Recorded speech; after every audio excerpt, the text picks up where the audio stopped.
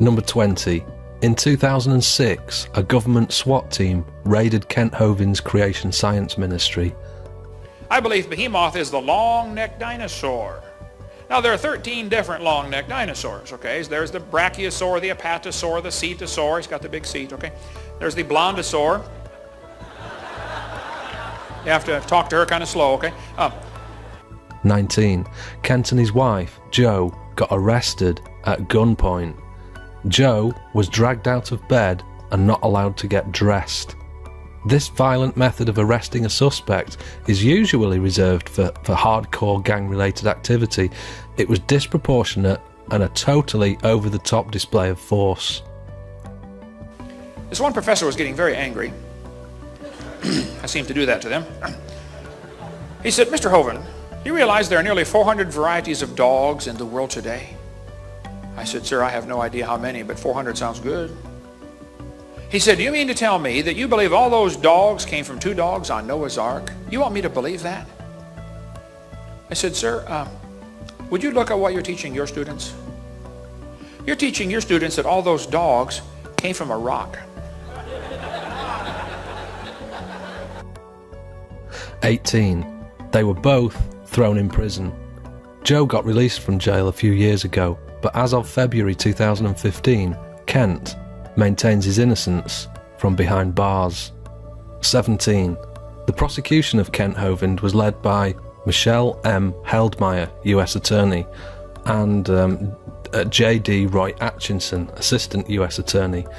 In 1993, Judge Richard Kreidler of Jacksonville committed suicide when he was caught and charged with the crime of purchasing illegal pornographic materials.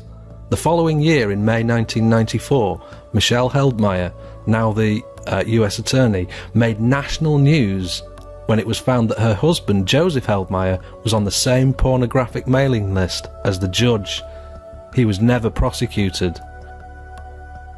The Sun Sentinel, in an article titled "Attorney's Actions Warrant Probe" from May 14, 1994, poses the question, why?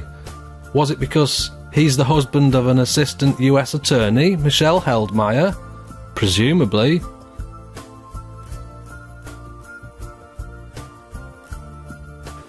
I said, "Ma'am, do you believe in evolution?" She said, "Yes, I do. I'm a professor here at the university." I said, "Well, ma'am, would you please tell me then where we came from?" She said, "We came from a macromolecule." I said, "And where did that come from?" She said, "From the oceans, from the prebiotic soup." I said, "And where did that come from?" She said, "It rained on the rocks for millions of years." You could see it was slowly dawning on her. You know, I do believe I come from a rock. Yes, ma'am, you do. 16.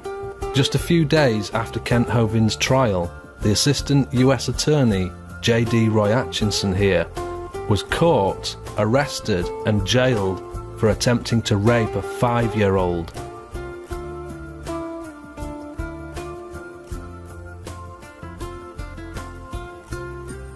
Number 15.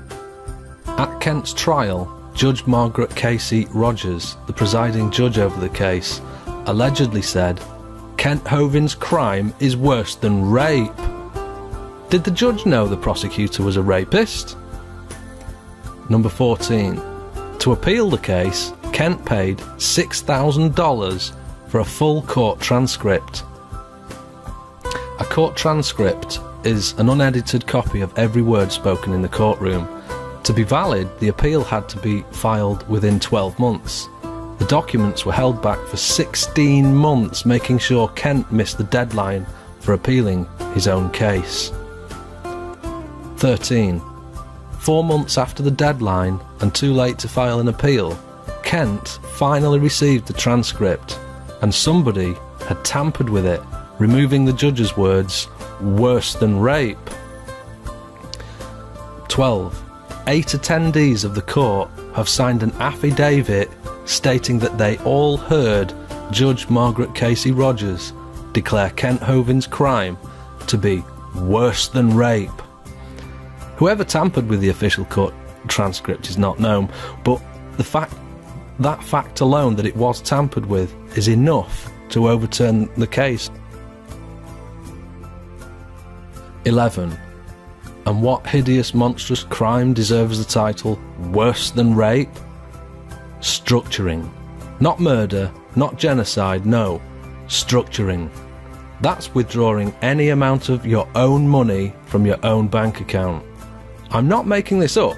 If you withdraw money from your own bank more than twice in the last 10 years, then you're guilty of structuring. He served 8 years in prison for a nonsense made-up crime. 10. To recap, the assistant US attorney who prosecuted Kent was a rapist. The judge allegedly said Kent Hovind was worse than a rapist. The prosecutor was then found guilty of rape. Then the judge's statements about rape got removed from the court transcripts, and those transcripts were finally delivered to Kent 4 months past beyond the deadline for appeal. And that's only half of it.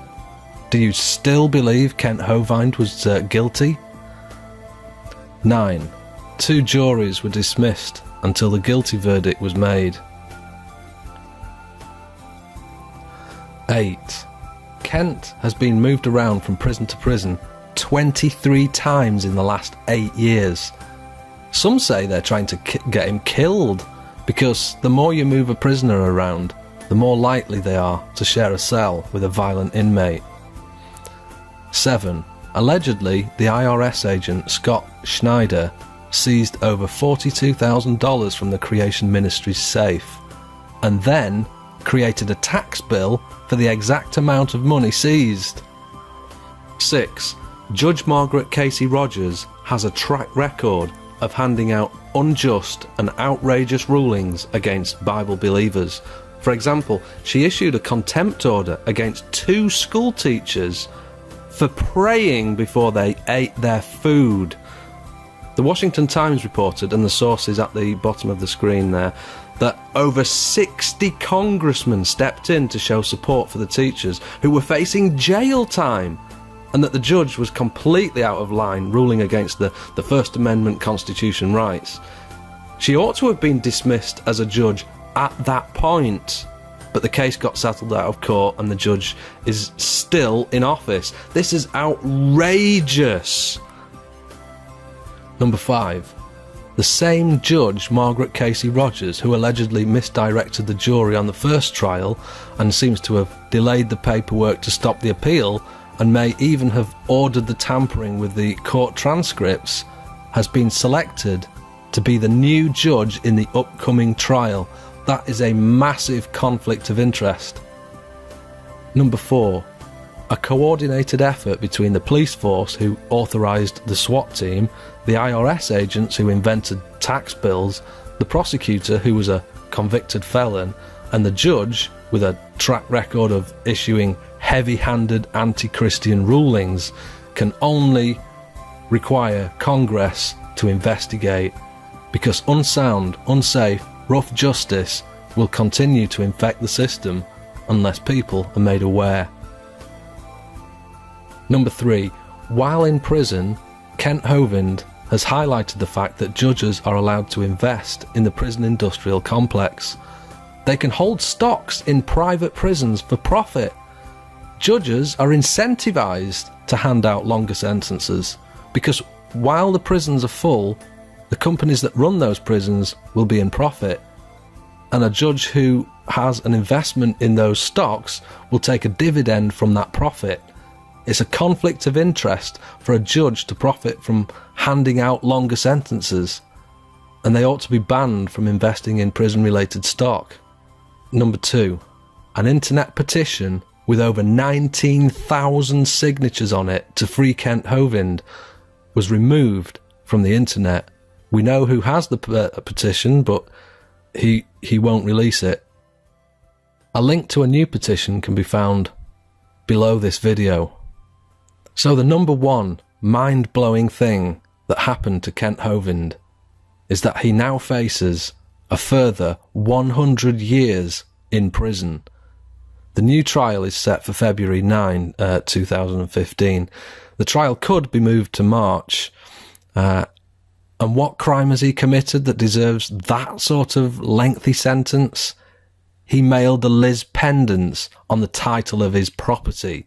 The government appears to be selling off all his assets, and his property is still in dispute. The Liz pendants informs any buyers that there's still legal dispute over the houses. Once again, they've made up a ridiculous crime of mail fraud to unjustly have him jailed for the rest of his life. But anyway, there are 16 theories of what happened to the dinosaurs. One theory says an asteroid struck the Yucatan Peninsula in Mexico and killed them 65 million years ago. A scientist here in Indiana said the dinosaurs killed themselves off with their own flatulence. Evolutionists assume that if you give enough time, things get better. That's silly, okay? You give things time, they get worse. Here's Sue at 20. Here she is at 90. Okay? They don't get better. Did it ever occur to you that nothing ever occurred to God? He's already thought of everything. He even knows everything you've ever thought about. The Bible says he understands the imaginations of the thoughts. That's a fascinating verse. He not only knows your thoughts, he knows the imaginations of the thoughts. You see, you can not only think about things, you can actually think about what you are thinking about. Think about that. So what can you do about it? Like the video? Share it? If you know how to, then copy this video and post it to your own channel. Post it to Facebook, make a Twitter, write a blog, post it to forums. Track down the 60 congressmen mentioned in this video and write to them about investigating the matter. Under this video you'll find all 20 reasons in text form. Copy and paste that to a file. Use it whenever you can. Whatever you do, do it quickly because there's only 2 weeks from the date of this video to raise awareness. I believe that injustice anywhere is injustice everywhere. God bless you all, and remember, the answer to 1984 is 33 AD.